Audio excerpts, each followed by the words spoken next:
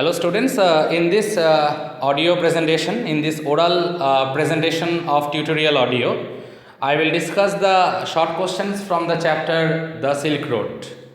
I already completed the chapter and I had given some tutorial audios related to that. Now in this audio presentation, let me discuss the short questions. So question number 1. What was the farewell present given by Hamo to the author when he told her that he was going to Mount Kailash? So, what was the farewell present that was given to the author when he told her that he was going to Mount Kailash? And the answer is at the very beginning of your text only. So, it goes like this. The farewell present given by Hamo to the author, you know the name by this time, it is Nick Middleton. When he told her that he was going to Mount Kailash, was a long sleeved sheepskin coat. It was a long coat. Normally the shepherds or the Drogbas, they use this type of long sheepskin coats. So it was given as a farewell present to the author Nick Middleton by Hamo.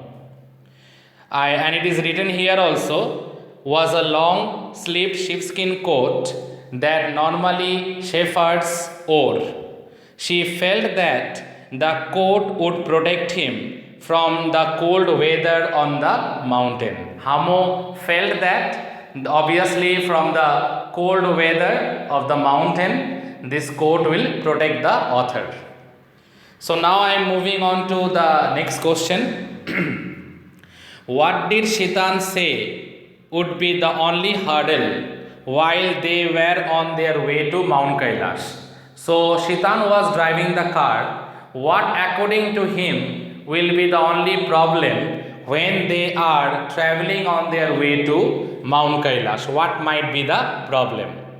Shitan said that their journey to Mount Kailash would involve crossing several high mountain passes. He knew the way very well, but the only hurdle or the only problem would be snow on the way. And he told the author also that if there is snowfall, then there will be big problem. He could not say anything for sure until they reached there, and it is very difficult to predict the weather in the highest mountain ranges. It is very difficult to predict the weather in the mountains. So Shitan told the narrator that it is very difficult for us to predict unless and until we reached that place. Now I am moving on to question number 3. While crossing the rocky wilderness, who did they see and what was their reaction? Very, very important question. While they were traveling on a car and crossing the rocky wilderness, whom did the narrator and Shitan as well as Daniel saw and what was their reaction? This is a very important CBSE question.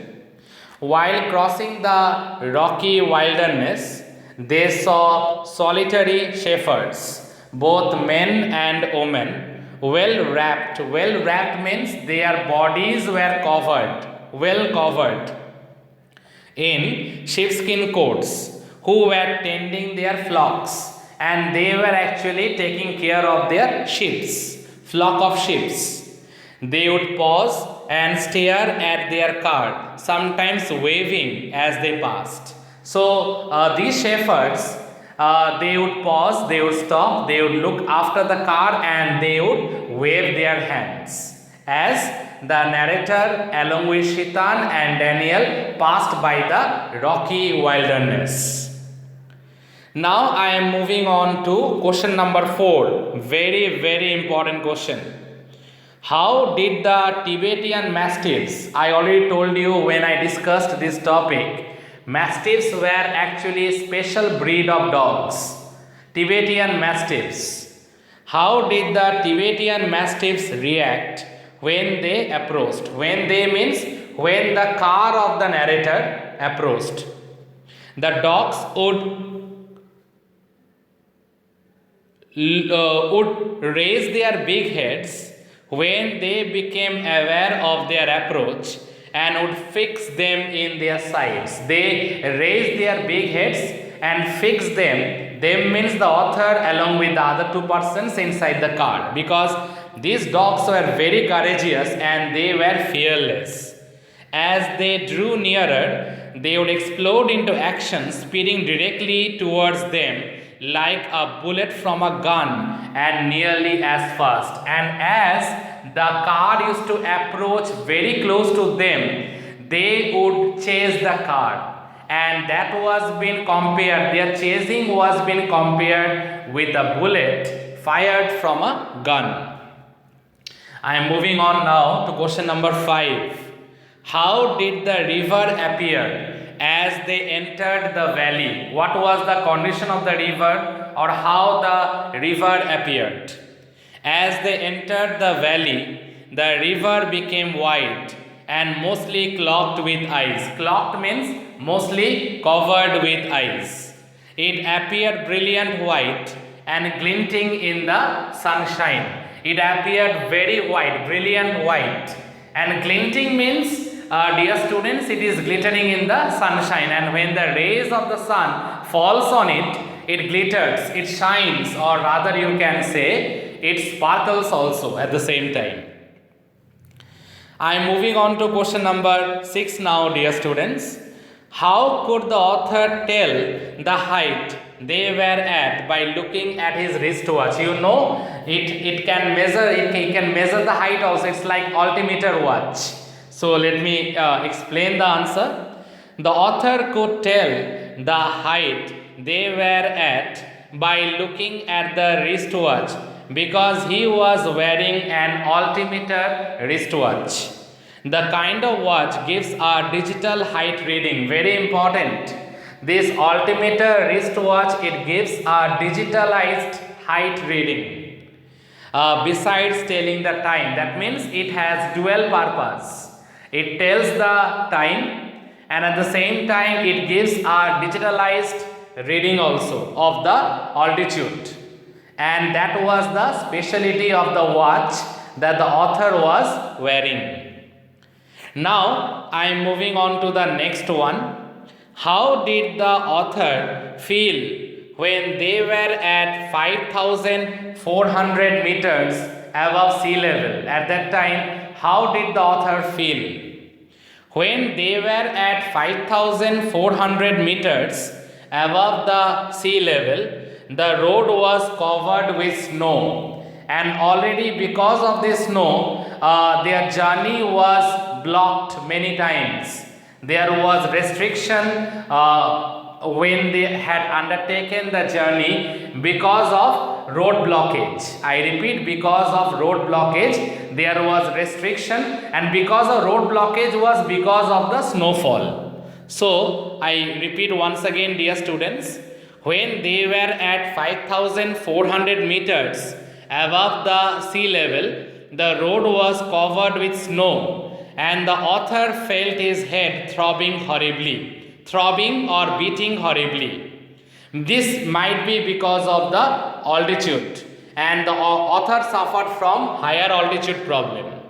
He took some water from the bottle which was to help a rapid ascent, and obviously he might suffer from dehydration, so he had taken gulps of water from his water bottle which will make him feel lighter, and he can have a rapid ascent. Ascent means related with climbing on the mountain passes. Dear students, I am moving on to one more question, question number 8. Why is it that on the top of the mountain there is a plateau pockmarked with salt flats? Now why it is so? The answer goes like this. These salt flats are the remains of the Tethys Ocean which bordered Tibet before the Great Continental Collision. It is mentioned in your text, before the Great Continental Collision, the Tethys Ocean actually bordered all around Tibet, and not only that, that which lifted the whole Tibetan plateau skyward millions of years ago, and it lifted the Tibetan plateau skywards almost millions of years ago. That was related with the Great Continental Collision. And remember, I told you that Nick Middleton was a professor of geography. So regarding the continental collision, Tethys Ocean, this type of informations are there in this particular travelogue. I am moving on to question number 9 now, dear students. What activity was going on in the area where there were flats of salt? What sort of activity was going on? This place was a hive of activity. Actually, hive of activity means this place was covered by people all around. Wherever the narrator can cast his eyes, he saw a lot of people. And these men were actually busy cleaning the road of excessive snowfall, and they are using ice axes and shovels also to clear the road. Because of the road blockage, they can't move. So they had to clear up the road, right? So let's come to the answer part, dear students. This place was a hive of activity. Men were working with pickaxes and shovels, walking back and forth in their long sheepskin coats and salt encrusted boots, carrying loads of salt mined from the flats, and they were clearing out the road. Because of the excessive snowfall, it created a blockage, so they were clearing that part. One more question I will discuss in this audio presentation. Describe the appearance of Hor. Very important CBSE sample question it is. Very, very important. Hor was a miserable place as there was no sanitation. Very dirty place Hor was. There was no vegetation whatsoever. Only dust and rocks. Only dust and rocks were there. No vegetation whatsoever.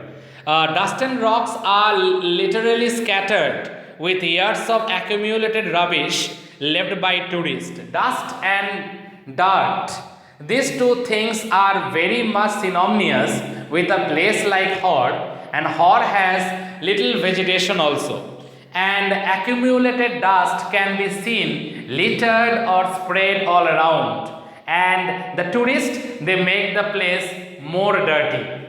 Since no proper sanitation is there, and since no proper hygienic care or infrastructure is there where hygienic care can be implemented or initiated, the tourists, they flock around this place, they make the place much more dirtier. So dear students, I have discussed after question number 10. Listen to this audio lecture. In my next audio presentation, I will discuss the remaining part of the question answers. Thank you students. Thank you all.